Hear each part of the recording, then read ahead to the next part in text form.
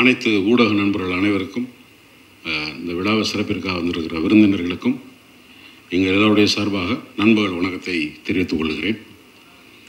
தேனாண்டால் films Ramanarayanan sir 100 படம் முடித்து 101வது படம் சினிமாவில். இது இதனுடைய வேல்யூ என்னென்னு எனக்கும் வாசா இருக்கலாம், அந்த ஜென்ரேஷனால் தெரியும். ஒரு 100 படம் ஒரு டைரக்டர், ஒரு ப்ரொடியூசர், டிஸ்ட்ரிபியூட்டர், தேட்டர்ன்றது அவ்வளோ சாதாரண இல்லை. அது பல பெரிய நிறுவனங்கள்னு விரல் விட்டு எண்ணக்கூடிய நிறுவனங்களில் தேனாண்டால் ஃபிலிம்ஸும் இருக்கிறதுல ஒரு பெரிய பெருமை. அந்த கம்பெனியில் வேலை செஞ்சதில் எனக்கு ரொம்ப பெரிய ஒரு மகிழ்ச்சியும் ஒரு பெருமையும் இருக்குது அப்படின்றத உங்கள்ட்ட நான் ஷேர் பண்ணிக்கிறேன். ராமநாதன் சார் இருக்கும்போது முரளி சார் அப்பாவுக்கு உதவியாக இருந்தப்போ காசியில் ஒரு பட ஷூட்டிங் நடந்தது, ஒரு கன்னட பட ரீமேக்கில். அப்போ ராமநாதன் சார் தான் அந்த படத்தை டைரக்ட் பண்ணாங்க. நான் ஸ்கூலில் படிக்கும்போது ராபர்ட் ரஹீம், எம்ஏ காஜான்னு சொல்லி டைரக்டர், சூரியராஜன் சாரோட காமெடி அந்த காலத்தில் ரொம்ப பாப்புலர். சுதாகர் சார் வச்சு நான் நிறைய படம் எடுத்தவங்க. ராபர்ட் ரஹீம், ராம் ரஹீம்ன்ற பேரில் 2 பேரும் ரிட்டையர்களாக முதல்ல டைரக்ட் பண்ணி அதுக்கப்புறம் தான் ராமநாதன் சார் தனியாக படம் பண்ணாங்க. ராமநாதன் சார் வரும்போது இந்த வேலையில்லா திண்டாட்டம்ன்றது அப்போ 80s ரொம்ப பெருசாக இருக்கும். அதுக்கு ஒரு கேப்ஷன் கொடுப்பாரு, நாம் பெற்ற சுதந்திரம் தேதி காலண்டரில் இருக்குது அப்படின்னு சொல்லி. அப்போ அந்த இளைஞர்களை அந்த ஒரு கேப்ஷன் இருக்கும், பட்டம் பரங்கட்டும் சிவப்பு மல்லி, எல்லாமே ஒரு கம்யூனிஸ்ட் பேஸ் படமாக தான் இருக்கும். விஜயகாந்த் சாருக்கு நிறையா அடிப்படையாக பல படங்களை ஹீரோயிசமாக கொண்டு வந்ததில் ராமநாதன் சாருக்கு பெரிய பங்கு இருக்குது. அந்த கம்பெனி, அந்த டைரக்ஷன், அந்த ஸ்கூல் இன்றைய சினிமாவை ரொம்ப முக்கியமாக அந்த மாதிரியான தயாரிப்பு சூழல் உள்ள இயக்குநர்கள் தேவைப்படுறாங்க. இன்றைக்கி ப்ரொடியூசர்ஸ் மாத்திரம் இருந்து பிரயோஜனம் இல்லை, டைரக்டர்ஸ் ரொம்ப முக்கியமாக இருக்காங்க. டைரக்டர் சரியாக இருந்தாங்கன்னா அமைகிற டீம் நல்லாயிருக்கும். ஸோ அந்த மாதிரி ஒரு நிறுவனத்தில் பியூவா சார் ஸ்கூல்லேருந்து ஒரு பையன் அருண் ரவிச்சந்திரன், தம்பி சுகுமார் கொஞ்சம் எந்திரிங்க, சுகுமார் வாங்க மேடைக்கு வாங்க, உங்களை நான் சொல்லணும்ல, வாங்க மேடைக்கு வாங்க. சுகுமார் பிவா சாரோட அசோசியேட்டு, அருண் அவருக்கு கீழே இந்த படத்தில் தூணாக இருந்து வேலை செஞ்சது சுகுமார். அது நான் ஒரு டெக்னீஷியனாகவும் சரி, ஒரு ப்ரொடியூசர் பாயிண்ட் ஆஃப் வியூலையும் சரி, ஒரு நடிகனாகவும் உனக்கு ரொம்ப மரியாதை செய்ய கடன்பட்டிருக்கேன் தம்பி. உன்னை மேடை ஏற்றி அவங்களை அறிமுகப்படுத்துகிற வாய்ப்பு எனக்கு கிடைச்சதுக்கு நன்றி. எதிர்காலத்தில் நீங்கள் பெரிய டைரக்டராக வரணும், என்னுடைய மனமார்ந்த வாழ்த்துக்கள். நன்றிப்பா. இதை மாதிரி ஒரு சீனியரை கையாளுறதுக்கு ஒரு பக்குவம் வேணும். அருண் நல்ல டைரக்டர் அப்படின்றதுக்கு முதல்ல எனக்கு ஃபோனில் தான் லைன் சொன்னாப்புல. அப்பாவா அப்படின்னோடனே எனக்கு கொஞ்சம் டயர்டே, இன்னைக்கு கவர்மெண்ட்டில் கூட்டி கொண்டு போய் குடும்ப கட்டுப்பாடு பண்ணிட போகிறாங்க, நிறையா பிள்ளை பார்க்குறேன்னு, அவ்வளோ பேத்துக்கு அப்பாவை நடிச்சு டயர்டாக இருக்குது அப்படின்ட்டு கதை சொல்லும்போது என்னென்னா, வெறும் 2 விதமான அப்பா தான். ஒன்று, அப்பா செய்கிறதெல்லாம் என்கரேஜ் பண்ணிட்டே இருப்பான், பையன் பண்ணுறதை பூரா என்கரேஜ் பண்ணுவார், நீ பண்ணுடா பார்த்துக்கலாம். உதாரணமாக குடிக்கிறான், குடி, அம்மா திட்டம்.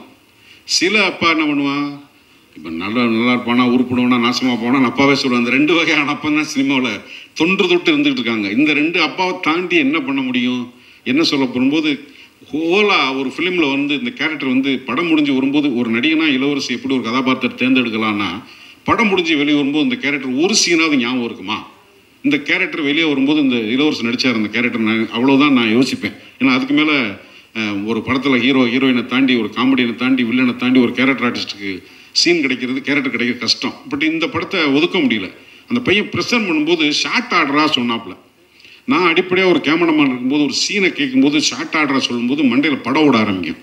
அருண் சொன்னதுக்கப்புறம் நான் எதுவுமே இல்லை, சரிப்பா அப்படின்னு போயிட்டு ஃபஸ்ட்டு டே சீன் பண்ண போகும்போது இந்த ஷாட் இது வரைக்கும், இந்த ஷாட் இது வரைக்கும், இந்த ஷாட் இது வரைக்கும் சொல்லணும்னா, ஒரு டைரக்டரோட கிளாரிட்டி, ஒரு ப்ரொடியூசருக்கு என்ன தேவைன்னா, இன்றைக்கி எடுக்க போகிறது சீன் என்ன, இன்றைக்கி போட்டிருக்க பிரேக் டவுன் என்ன, யார் நடிகர், எத்தனை மணிக்கு வரணும், எப்போ போகணும், இன்றைக்கி இந்த சீன் இந்த லொக்கேஷன் முடிஞ்சிருமாங்கிறதுக்கு ஒரு டைரக்டர் கொடுத்துட்டா, இன்றைக்கி அப்பா ஒரு பெரிய இமாலய சாதனை வந்தது மாதிரி இருக்கும் ப்ரொடக்ஷனுக்கு. ஏன்னா எந்த சீனு எப்படி முடியுது, என்ன முடியுதுன்னு தெரியல. நடிக்க போகும்போது 3-4 கேமரா இருக்குது, வேறு ஆங்கிளில் வருது, வேறு வேக்கிங் வருது, எந்த ஷாட்டு மாஸ்டர் ஷாட்டாக வரும், எந்த ஷாட்டு எங்கே இன்டர்கட் ஆகும்லாம் தெரியல. ஆனால் இந்த படத்தில் அந்த குழப்பமெல்லாம் வேலை செஞ்ச அருண், உனக்கு நான் ரொம்ப நன்றி கடமைப்பட்டிருக்கேன். இன்றைக்கி சினிமாவுக்கு தேவை அருண் மாதிரி பியூவா சார். ஏன் அடிக்கடி பியூவா சார் சொல்கிறேன்னா, எடிட்டோரியல் டைரக்டர். நான் சொன்னேன் இல்லையா, இன்றைக்கி ஷெட்யூலு பியூவா சார்கிட்ட நடிக்க போனாலோ அல்லது கேமராமேனாக போனாலோ டேட் இத்தனை தேதியிலேருந்து இத்தனை தேதிக்கு டைம் சொன்னால் அந்த டைமுக்கு நீங்கள் கிளம்பி போயிடலாம். அவ்வளோ ரெஸ்பான்சிபிள் பர்சன். ஒரு ஸ்கூல் வாசு சாருங்கிறது பாரதி ராஜா மாதிரி, மணிரத்னம் மாதிரி. வாசு சாருங்கிறது ஒரு பிராண்ட்னா எடிட்டோரியல் டைரக்டர், டிசிப்ளின் டைரக்டர். அதுக்கு எனக்கு தெரிஞ்சு அவருடைய இடத்தை ஃபில்லப் பண்ணுறதுக்கு இந்த தலைமுறை டைரக்டருக்கு வாய்ப்பு கிடைச்சா அவன் மிகப்பெரிய எதிர்த்துசாலி. அத்தனை ஹீரோஸோட ஒர்க் பண்ணியிருக்காரு, அத்தனை நிறுவனோட வேலை செஞ்சுருக்காரு. ஒரு டைரக்டர் அவ்வளோ நாள் ஜேர்னி பண்ணுறதெல்லாம் அவ்வளோ சாதாரணமாக கிடையாது. வாஸ் சார், உங்களுடைய பிளெஸிங்ஸ் இந்த பசங்களுக்கு இருக்கிறது எப்பவுமே ரொம்ப நன்றி சார். இந்த படத்தில் நடிக்கும்போது வந்து தம்பி ஹரிபாஸ்கர் ஃபஸ்ட் டே வந்து எனக்கு ஒரு பெரிய யூடியூப்பில் நமக்கு வந்து யூடியூப்பு இன்ஸ்டாலாம் வந்து இப்போ தான் நான் பார்க்க ஆரம்பிக்கிறேன். அதுக்கு முன்னாடி எனக்கு பெரிய அறிமுகம் இல்லை. அது சினிமாக்காரங்கிற திமிரில் இல்லை. அது மேலே நமக்கு எலக்ட்ரானிக் இதில் வந்து மேக்ஸிமம் வாட்ஸ்அப்பு இல்லைன்னா ஏதாவது படங்கள் சினிமா பார்த்த விமர்சனத்தோடு அதிகமாக பார்த்ததில்லை. பட் ஹரிபாஸ்கர் அதில் பேசுகிறாருன்னா யூடியூபர்ஸோட நிறைய பேரோட நடிச்சிருக்கேன். அவங்க என்னென்னா அவங்க ஸ்டார்ட் கேமரா அவங்களே பேசிடுவாங்க. அவங்களுக்கு எங்கே ரியாக்ஷனை சேஞ்ச் பண்ணுறது எதுவும் வராது. ஏன்னா அவங்களுக்கு ஒரு லைவாக அவங்க பேசி பழகிடுவாங்க. எந்த இடத்துல என்ன மாடுலேஷன் வரணும், இந்த மாடுலேஷன் இப்படி கட் பண்ணலாம், எந்த இடத்துல பாஸ் விடணும், இந்த கண்டிஷன்லாம் யூடியூபராக இருக்கும்போது தெரியாது. ஏன்னா அவங்க பேசிடுவாங்க. ஆனால் சினிமாவுக்கு வரும்போது ஒரு டைரக்டரோட கட்டுப்பாட்டில் இந்த வசனத்தை இப்படி பேசணும், இந்த இடத்துல நீ பிரேக் பண்ணு, அவங்க அந்த இடத்துல பேசுவாங்க. அவங்க பேசும்போது நீ சும்மா நின்றக்கூடாது, உன் கை எங்கே இருக்கணும், கால் எங்கே இருக்கணும், இவ்வளோ இன்ஸ்ட்ரக்ஷன் வரும்போது கன்ஃபியூஸ் ஆகிடும். சினிமாவில் ஆக்டிங்க்கும் யூடியூப்பர் தனியாக பண்ணுறதுக்குமான வித்தியாசம். அதாவது சினிமாவில் இருக்க போகிற அறிவாளி அவங்க கம்மின்றக்காக சொல்லவில்லை. அந்த பயிற்சி, நடிப்பு பயிற்சி. ஹரிபாஸ்கர் வரும்போது சின்ன சின்ன ரியாக்ஷன்ஸ் வந்து ஃபஸ்ட் டே அப்சர்வ் பண்ணும்போது டக்குன்னு நீங்கள் ட்ரெய்லர் பார்த்துருப்பீங்க. அப்புறமா தான் நான் தம்பிகிட்ட பேச ஆரம்பித்தேன். எனக்கு அந்த பையன்கிட்ட பேசும்போது எனக்கு என்னென்னா, எனக்கு கலாணி படத்தில் விமல்கிட்ட நான் இப்போ ஒர்க் பண்ணும்போது எனக்கு ஒரு சின்ன இன்டிமசி இருந்துகிட்டே இருக்கும். அந்த பையன்கிட்ட அவனை திட்டுறது மாதிரி இருக்கும். ஆனால் அந்த ஒரு சின்ன பாசம் ஒன்று நம்ம நடிச்சுட்டு தான் இருப்போம். நடிக்கிறதை தாண்டி ஒரு ப்ளூடூத் மாதிரி உள்ளார போய் ஒரு கம்பியில் தந்தியில் ஒரு கனெக்ஷன் இருந்துகிட்டே இருக்கும் அந்த கேரக்டரோட. அது மாதிரி ஹரிபாஸ்கர்கிட்ட எனக்கு ஒரு நல்ல ஒரு கனெக்ட் இருந்தது. என்னோட திருமதி உமா மகின்னு சொல்லி வந்தவங்க.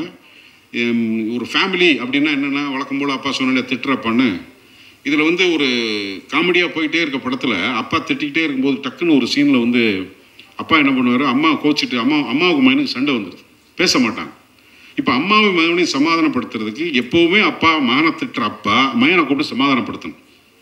அம்மாவுக்கு மகனுக்கு சண்டை, அப்பா கூப்பிட்டு எப்போவுமே மகனை கரிச்சு கூட்டுற அப்பன் மகனை சமாதானப்படுத்தி அம்மாட்ட போய் பேசுகிறா அப்படின்னு சொல்லணும். அது சீனை சொல்ல முடியாது, படத்தில் பாருங்கள். அந்த சீனுக்கு நான் சொன்னதுக்கப்புறம் கீழே இறங்கி போயிடுவார். அந்த சீனில் நான் இல்லை, டப்பிங்கில் பார்க்குறேன். போய் அம்மாவும் மகனும் பார்க்குற சீனு நான் நடிகை. அந்த படத்தில் நான் தான் சொல்லி கீழே அனுப்பிச்சிருக்கேன். போய் அம்மாட்ட மகன் பேசுகிற சீனு, மேடம் நீங்களும் சரி ஹரி ரொம்ப எக்ஸ்ட்ராரியான எமோஷன் இருந்துச்சு தம்பி. எனக்கு ரொம்ப கண்கலங்கி நான் ஒரு மாதிரி திருப்பி போட்டு பார்த்தேன். அது நிச்சயமாக ஆடியன்ஸை வந்து ரொம்ப டச் பண்ணணும்னு நினைக்கிறேன். வாழ்த்துக்கள். அது ரொம்ப நல்லா இருந்தது. உமா திரும்பி நல்ல எனக்கு வந்து ஒரு 2-3 படங்களில் நடித்த எனக்கு ஒய்ஃபாக நடித்தவங்க ரொம்ப என்ன சொல்கிறது, அந்த கேரக்டர் வந்து அவ்வளோ அழகாக உட்காரும். அதில் வந்து திருமதி உமா அவங்களோட ஒர்க் பண்ணும்போது நல்ல ஒரு இன்டிமசி இருந்தது. அதே மாதிரி மகிமா நீயும் நல்லபடியாக வரணும். வாழ்த்துக்கள் மேடம். ஒரு தமிழ் மொழி பேச தெரிஞ்ச ஒரு மேற்கத்திய அழகி லாஸ்லியா. ஒரு மேற்கத்திய அழகி. பிக் பாஸ் வரும்போது நமக்கு கொஞ்சம் உப்புன மாதிரி இருந்தாங்க. வேற ஒரு இதர் இருந்தது. அதில் இருந்த ஒரு ஸ்ட்ராங் சென்டிமெண்ட், அவங்க ஃபேமிலி சென்டிமெண்ட்டு, அவங்க பிக் பாஸ் போகும்போது ரயன்லாம் உள்ளே இருக்கும்போது எல்லாரும் வந்து தோல் உரிச்சு காட்டுற மாதிரி அங்கே ஒரு பிளேயா அது கேமா நிஜமானு ஒன்றும் புரியாமல் ஒரு மன நெருக்கடிக்குள்ளே இருக்கிறவங்களுடைய எல்லா விதமான எமோஷனும் வெளியே வரும்போது நமக்கு ஆட்டோமேட்டிக்காக அவங்களோட ஒரு நட்பு ஏற்படும். அப்படி ஏற்பட்ட ஒரு நட்பு தான் இந்த அழகியோட. எங்களோட காம்பினேஷன் கம்மி. ஆனால் இதில் என்னென்னா, ஒருத்தனை சந்தேகிச்சுட்டே இருக்கணும், ஒருத்தனோட வெறுப்பில் இருக்கணும், டக்குன்னு லவ் பண்ணணும், அவனுடைய ஒவ்வொரு ஆக்டிவிட்டியும் வரணும். அது மாதிரி ஒரு சின்ன காம்ப்ளிகேட்டடான பெர்ஃபார்மன்ஸ் ஓரியன்டட் ரொம்ப என்ஜாய் பண்ணியிருக்காங்க. வாழ்த்துக்கள் லஸ்லியா, நல்லா இருக்கணும். வாழ்க்கை. அதுக்கப்புறம் அந்த அமுல் பேபி டப்பாவில் ஒரு பையனை குட்டி அப்படின்ட்டு அது மாதிரி ஒரு பையனை கூட்டி கொண்டு அந்த பையன் தான் மியூசிக் போட்டிருக்காரு படத்துக்கு அப்படின்றாங்க. சினிமாவில் இளமை வருது, குழந்தைகள்லாம் வந்துருச்சு மியூசிக் டைரக்டர். பார்க்குறக்கு இன்னும் 15 வயசு 16 வயசு தாண்டலை. எப்படி நீங்கள் ரீரிகார்டிங் பண்ணியிருக்கீங்கன்னு எனக்கு தெரியலையா? பாட்டு எல்லாரும் போட்டுறீங்க. இந்த படம் உங்களுக்கு நிச்சயமாக ஒரு சேலஞ்ச். ஏன்னா உங்கள் ஏஜுக்கு, உங்களுடைய என்ஜினியரிங் மென்டாலிட்டிக்கும், உங்களுடைய சவுண்ட் ஸ்கீமுக்கும் இது டோட்டலாக ஒரு எமோஷனல் பேஸில் இருக்கும். ஸோ எப்படி பண்ணியிருக்கீங்க சேலஞ்ச் டு யூ. என்னோட மனமார்ந்த வாழ்த்துக்கள். உங்களுக்கு நல்லா இருக்கணும்னு சொல்லி நான் காமெடி என்ன ஐயா கூட ஒரே ஒரு சீன் தான் நடித்தேன். ரொம்ப நல்லா நடித்தார். அது படத்தோட கேமராமேன் குலோத்துங்கன். இப்போ எல்லோரும் என்னென்னா, எல்லா ப்ரெஷரும் கொண்டாந்து கேமராமேனாக தான் போடுவாங்க. யாரும் நீங்கள் கூட அதில் உள்ள விதிவிக்கல. மொத்த ப்ரெஷரும் கொண்டு போய் கேமராமேன் தலையில் போட்டுருணும். குலோத்துங்கன் வந்து மூச்சு கூட ரெடி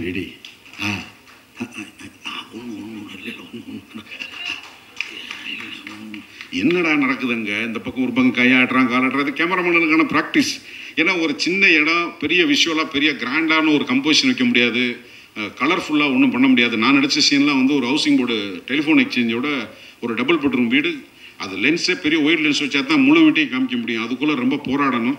அவர் கிடைச்ச டைமில் அவரால் முடிஞ்ச அளவுக்கு, அப்புறம் இந்த பக்கம் ஒரு செட்டில் ஒரு ஷூட் முடிச்சுட்டு இது நடந்து லைட் பண்ணிகிட்டு இருக்கும்போது ஆப்போசிட்டில் ஒரு க்ரீன் மேட் வச்சு அதுக்குள்ளே ஒரு ஒர்க் பண்ணணும். சும்மா பிரேக் டவுன்லாம் போட்டிருந்ததான் பார்த்தீங்கன்னா, ஏன்னா அப்படி இருந்தால் தான் முடிக்க முடியும். அந்த கண்டிஷனுக்கு வேலை செய்கிறதுக்கு ஒரு டெக்னீஷியன் லைட்டாக, அதுக்கப்புறம் ஹீ கேன் சர்வை. எல்லாரும் வந்து இந்த படத்தில் மிகப்பெரிய வெற்றியை பல படங்கள் நடிச்சுக்கிட்டு இருக்கேன். இந்த படம் ஒரு ட்ரெண்ட் செட்டை உருவாக்கணும். டைரக்டர், ஹீரோ, ப்ரொடியூசருக்கும் ஒரு பெருசாக இருக்கணும். சார், மைடியர் சார், உங்களை விட்டு நிதின் சார், உங்களை விட்டு நான் நண்பர் பேசிகிட்டு இருக்கேன். Welcome to Madras film industry sir. My wishes to you. வாய்ப்புக்கு நன்றி. பேசணும், இந்த படத்தை பற்றி நிறையா பேசலாம். நிறைய பேர் பேசுறது உங்களுக்கு பசிக்கிற நேரத்தில் உங்கள் கூட ரொம்ப கொள்ளக்கூடாது. Thank you very much. Anjana, sorry ரொம்ப நேரம் எடுத்துகிட்டு.